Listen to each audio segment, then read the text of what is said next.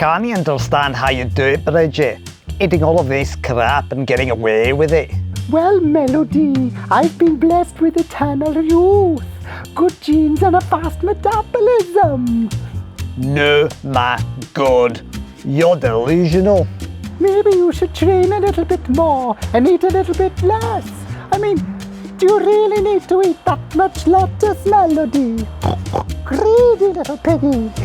I'm doing great, thank you very much. I've already been to the gym and done my Pilates. What magic mushrooms are you on? Oh, don't be silly, my lovely. Here, let me order you a nice chocolate fondue. Excuse me, waiter. After all, she's going to stay fat anyways.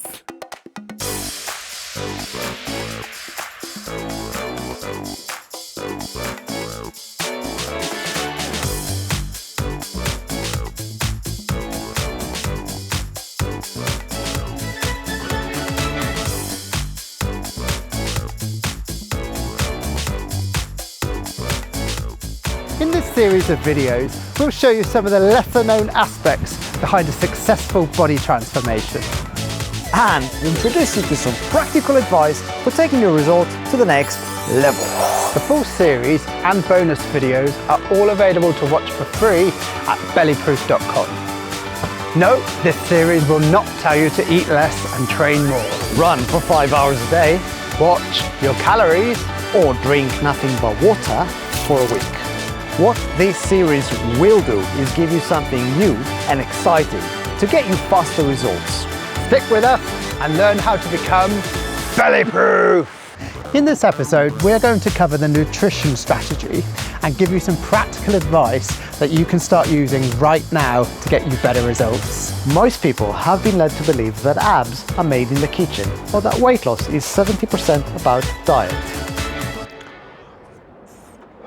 Cheers, sweetie. I haven't eaten anything since 1973. Think about it. When it comes to calories for weight loss, we are always told it is super simple. You figure out your baseline or maintenance calories, and then it's just a question of calories in versus calories out. If whatever you eat and do leaves you in a deficit, you will lose weight. If it leaves you in a surplus, you will gain weight. This is coming from the field of thermodynamics in physics, and it has been at the core of mainstream weight loss approaches. Of course, there must be a good reason for using physics and thermodynamics in biology. The reason is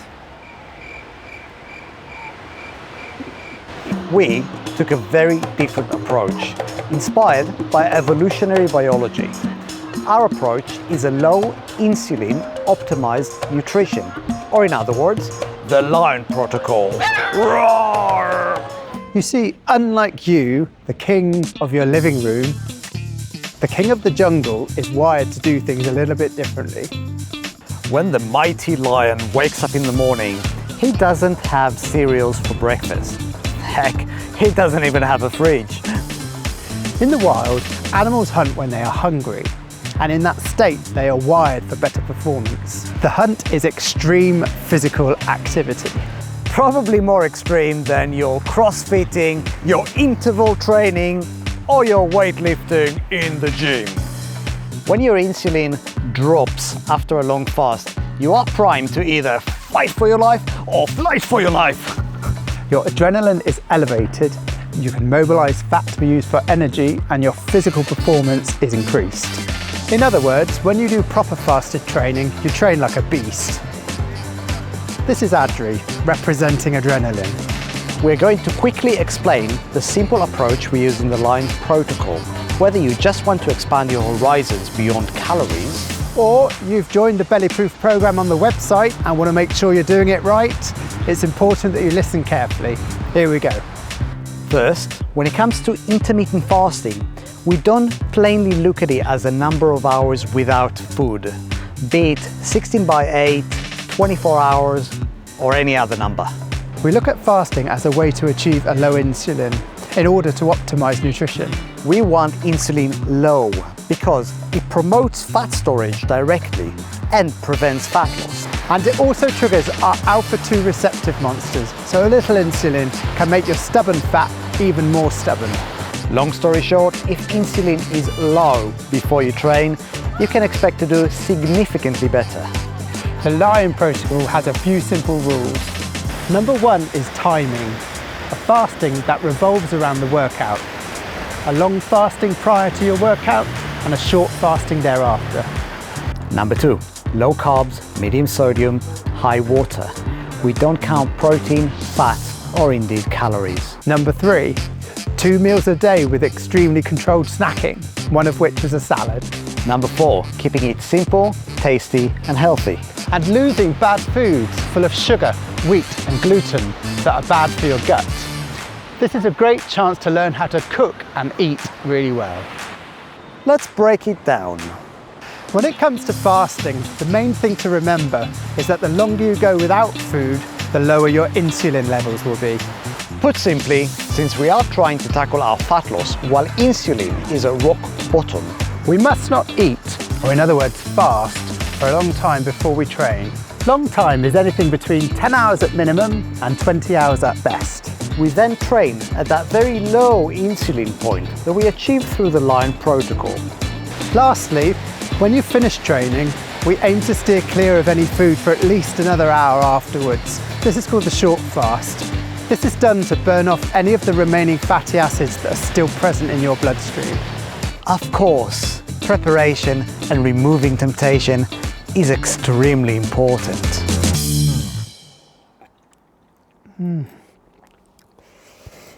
Dear Diary, day 1, and I've removed all fattening foods from the house.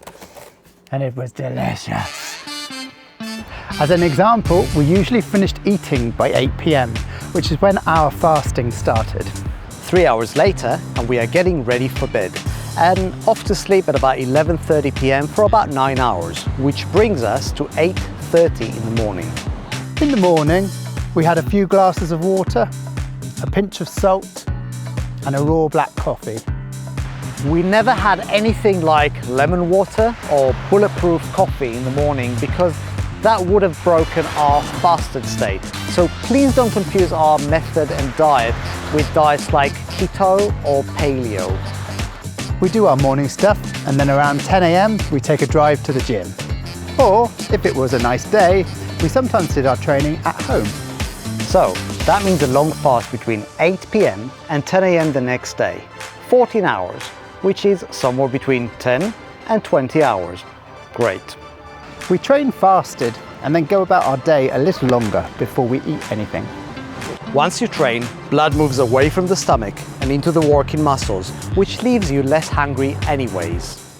At about 2 p.m, we had our super awesome BellyProof salad. And around 7 to 7:30, we sat for dinner. In between, we strictly avoid snacking, but we do have a few allowances. Like a nice cup of coffee with a low-carb muffin, or even the odd glass of wine, keeping it classy, of course. It may not be a case of eat what you like when you like.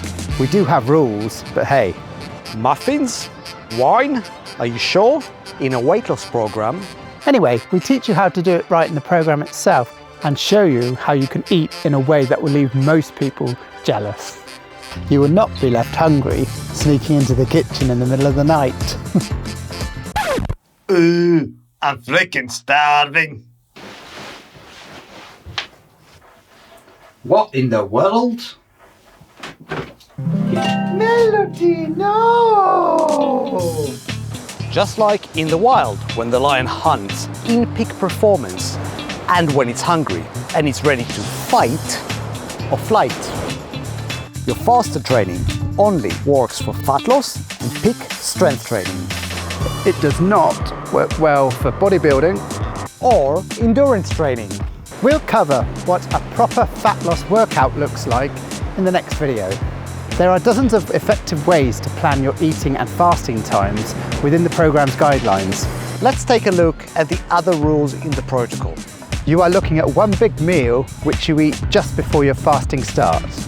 The big meal can include up to 45 grams of net carbs with medium dietary fat intake. Or you can go really low carbs, about 20 grams of net carbs or so, with higher fat intake. You can also have one of the approved desserts right after. So if you're that person that needs to finish a meal with something a bit sweeter, we got you covered.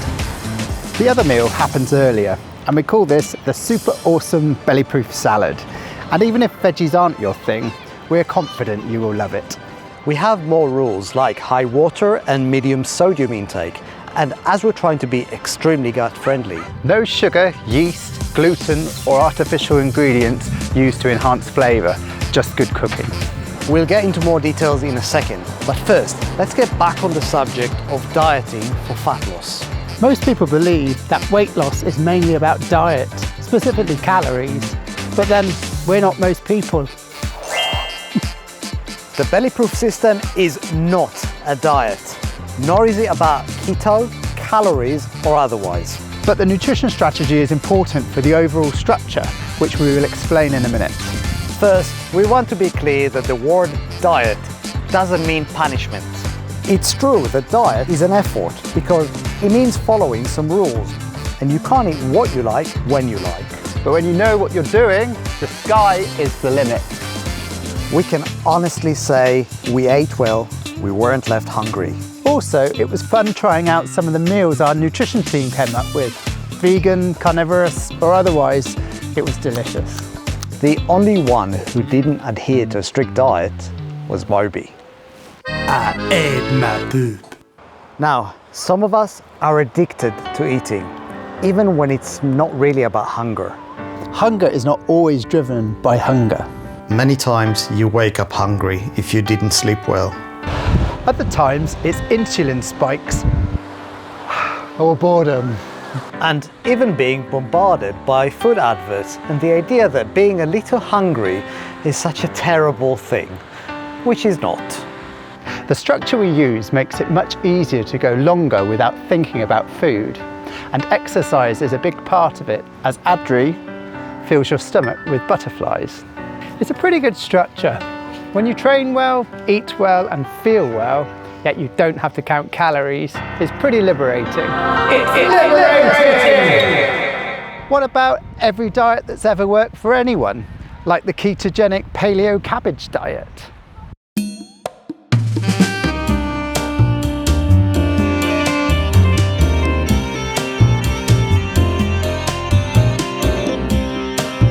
Melody, my dear, are you okay? You look a little pale.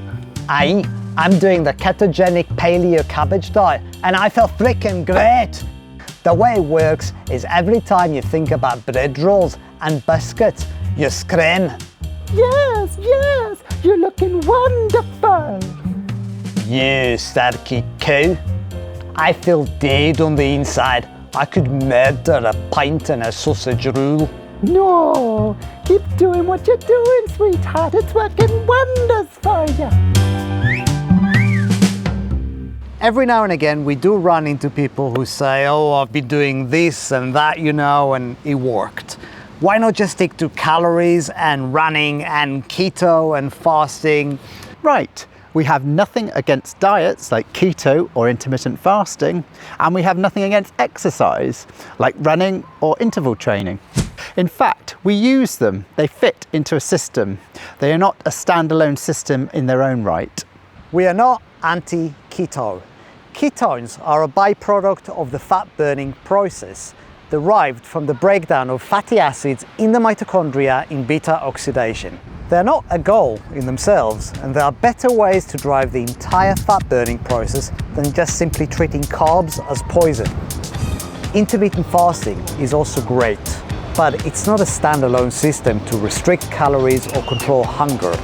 We use it to drive down insulin, inhibit alpha-2 receptors, and prime TES, ADRI, and GRMONA.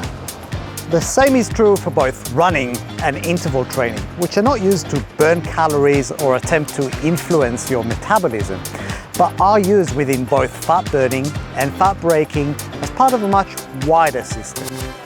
Everything has a place, but remember, we tailor our methods around the science and not the science around our methods. The same is true if you're looking at, say, calories in and calories out. Calories, they're wonderful, yet flawed. Let's entertain a few thoughts. If you're just doing cardio and lifting weights, thinking about how many calories you're burning, you're not thinking about fat breaking or fat burning. Calories won't tell you or dictate whether you're breaking or burning fat. That's something we cover in the next episode. Regardless of how many calories you take in and how many you burn, timing is much more important. Let's say you took our example day, but instead of changing calories, you changed the timing instead. So, for instance, you had a big breakfast before you started training. If you just thought about calories, that wouldn't make a difference. We haven't changed the calories. The problem is, now that we've had food, we no longer have the Lion protocol in place. Our fasted training is no longer fasted, insulin is up, Tess, Adri and Gramona can't work the same way anymore, and our results suffer. All of this without changing calories, but by not understanding that timing is much more important. Shall we keep going? Cool. When people look to lose weight, they usually look at the calories in food and then try and choose the low-calorie options. Ha! Little do they know. Because sugar is lower in calories than fat, you often find that low-calorie options are often loaded with sugar, which is really bad for you, and are low in good fats, which are really good for you. Other times, the sugar itself is replaced by artificial sweeteners to further reduce the calories on the label, which is often worse. Of course, the opposite is also true. Sometimes, food that's high in calories means crap food, sure. But other times, a food that's high in calories can be low in carbs, low in sugar, and high in good fats. Here's the question. If low calories aren't always good and high calories aren't always bad, maybe, just maybe, we shouldn't rely on calories to indicate what's good and what's bad. Another major flaw in calorie theory that everyone conveniently fails to mention is poop. Yes, sometimes you eat more and you poop more. Moby will be happy to explain how this one works. Usually, when calories don't add up, if you're doing well, you get accused of, oh, he must have a high metabolism. Or if you're not doing well, oh, it's because of his low metabolism. Metabolism is the sum of all reactions in the body, thousands of them, including fat breaking and fat burning. And perhaps it would make more sense to focus on these reactions than to try and calculate their energetic cost.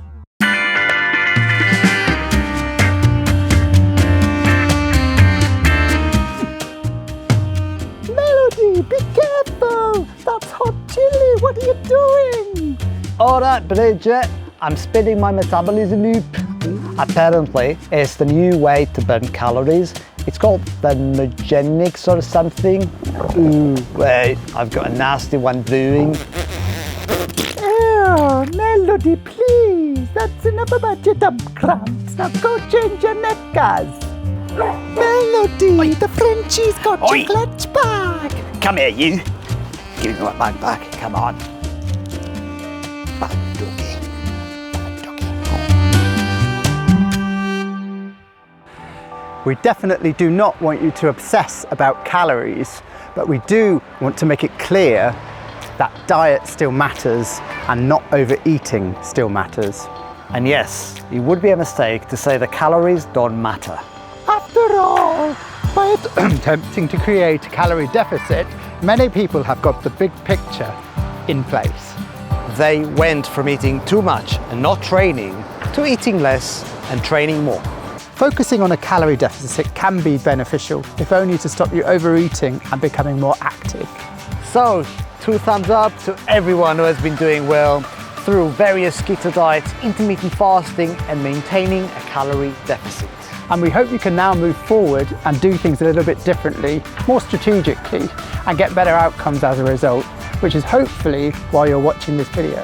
Instead of thinking about big numbers like calories in and calories out, we would like you to think more along the lines of timing and food composition. Are you utilizing a long enough fast for a truly fasted workout? Are you controlling the amount of carbs in your day and their release to make sure you're not constantly in fat storage mode. In the next episode, we're going to take a good look at fat breaking and fat burning. And in episode 5, we will explain muscle and movement and give you some examples from the BellyProof program showing you how we bring it all together. And show you how you can get much more out of your training time.